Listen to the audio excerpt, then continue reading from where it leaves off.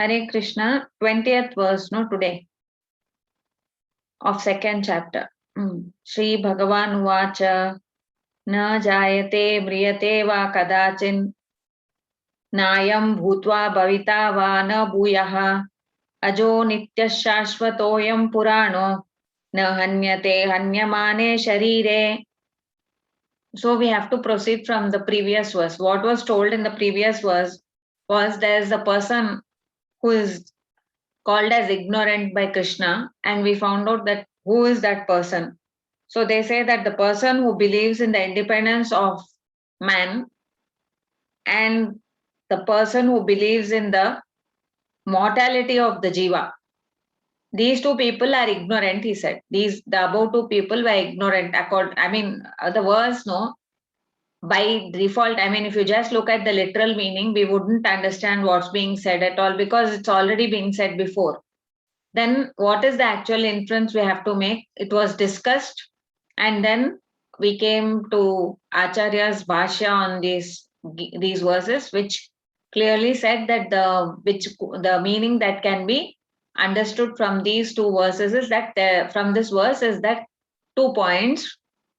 One is that we have to be clear that the independence of man is not absolute, and the jiva is not mortal. These two things we have to understand, he said. Now, in this verse, they are proceeding with that the relationship, if the jiva is not absolutely independent, that means he is dependent, no? That means he is dependent. So, this dependence, how does it work? Is this dependence for some time or is it forever? Is this dependence like only for the embodied beings, or is it for the jiva itself? And then one more thing is that this verse is found in the Kathopanishad. Verse exactly, literally, it may not be, but the same concept is explained in the Kathopanishad. So here it is worthy to note that what is in the Gita has already been told in the Upanishads. Means Upanishads are part of the Vedas, and Upanishads are revelations. Like one of the rishis who meditated and they found this intuitively the truths, and they revealed it to other people. So those Upanishads are considered to be also part of the Vedas, and so they are true statements because they are revealed statements, not made up statements. Intuitively, it has been revealed to them. So that has been also stated here that Krishna is giving a proof which is already there, and he's telling and reinstating some of the points, but he is summarizing everything together in this verse. And this also stands that we cannot just use our sense organs and decide on something which is above that. Whatever our senses are able to, understand or cognize, that is within the framework of the universe. But what is existing beyond that, we really don't know. So we take resort to the revelations which are there in the Vedas and Upanishads. And that is the main method to understand about God.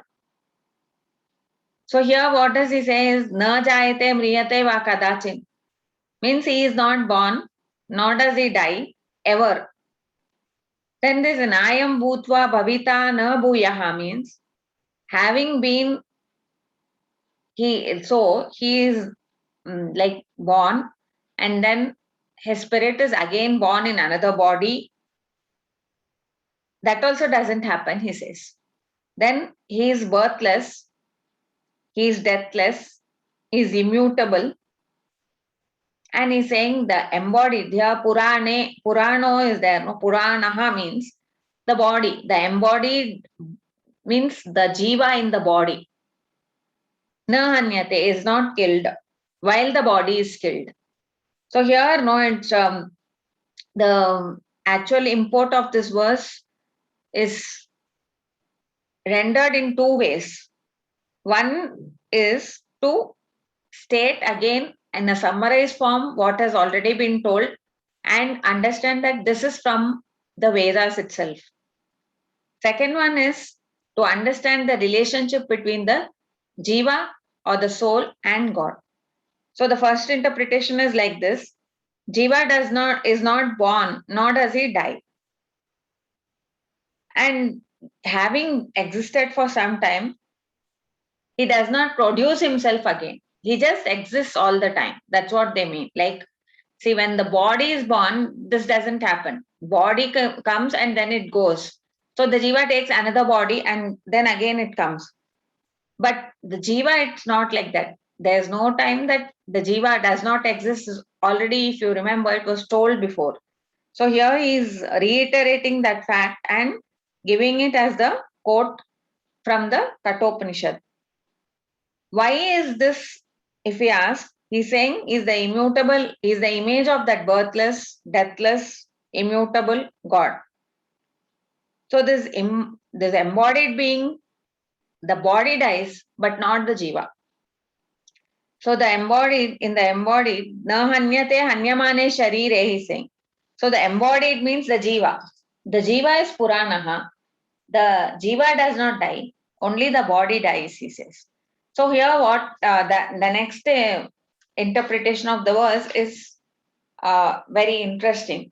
What he says is that the first line, it describes God, and the second line describes the jiva. So in that description of the jiva, you can find the relationship between God and the jiva also. Na jayate mriyate va kadachin nayam bhutva bhavita va na bhuyaha refers to God. That is, he is birthless, both in body and spirit. If you say for the jiva, it is not so, because the body of the jiva dies and it takes new bodies. But for God, the body never dies, neither does the spirit. Both of them are changeless. So never does it die in body and spirit. Never are they born in body and spirit. That is how this Purusha is, or the Parama Purusha is.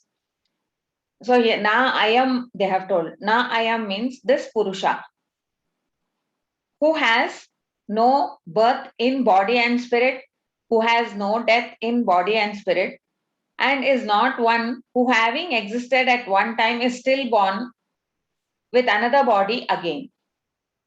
That means what? His body is not changing at all, just like the spirit. Now the second form, second line, ajaha nityaha shashvataha ayam puranaha. Here ayam is referred here. Ayam means this jiva. Puranaha means pura means the body. Puranaha means the embodied person who wanders from body to body. He is also, ajaha means birthless. Nityaha is deathless. Na anyate, he is not killed. Hanyamane sharire. But the sharira or the body is killed. I mean, body keeps changing. So this Purusha, whom we call as God, the infinite being, he is never born in both body and spirit. He never dies also in body and spirit. And there's no time when he, reproduced himself or produced himself again with another body. So that means whatever avatar God takes, whether he is born or, exhibits himself as a small baby, as a big fish or a small fish or whatever, all his avatars, there are many, many types of beings that he came and appeared as. They are not bodies like the human bodies or any other body in the world that we see. They are bodies which are never born. They are bodies which are not ever going to die also. The jiva is birthless and deathless, but is ever a dependent being. So this ever a dependent being, from where did they get that? That Shashvataha is told here. So this Shashvato ayam Purano. So this Purano is the jiva's definition, who moves from body to body. So that body to body he is moving, and his will is not in that. I mean, he cannot control that on by his mere wish. I don't want to go from body to another body, but that is not a wish or a thing that we can make sure it will happen. So that means what? The body, the person in this body is dependent. He does not know why he is leaving the body. He does not know how he came into the body. He only knows when he is there in the body that I am there. So this dependence of the jiva is, he is telling it's shashvataha, means there's no time that the jiva will not be dependent on God. Forever and ever, he will be dependent on God. That means the relationship between the jiva and God is eternally of the same nature. That is, the jiva is dependent on the infinite God, infinite being. So that nature is also exposed here as that both are of the same natures, because the jiva is dependent being. That is the bimba and pratibimba, which we discussed in the previous to previous verse. So as the bimba is birthless and deathless, so also the pratibimba. But the pratibimba is not absolutely so in any way. Is everything is dependent on the bimba. So that this is what is told in this verse. So the jiva is eternal because God, being the bimba, is also eternal. The jiva is whatever he derives his qualities, whatever it is because it is already there with God, and he is the pratibimba of that God. And this dependence of the jiva is eternal. The jiva never dies, but the body dies.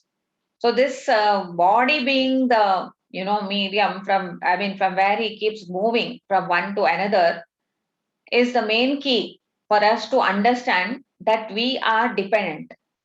Without our will and wish, we are being pushed into bodies and removed out of bodies.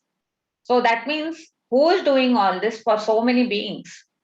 And that person, he never has to go into any body because he is dependent alone. He is independent. He does not need to follow anyone.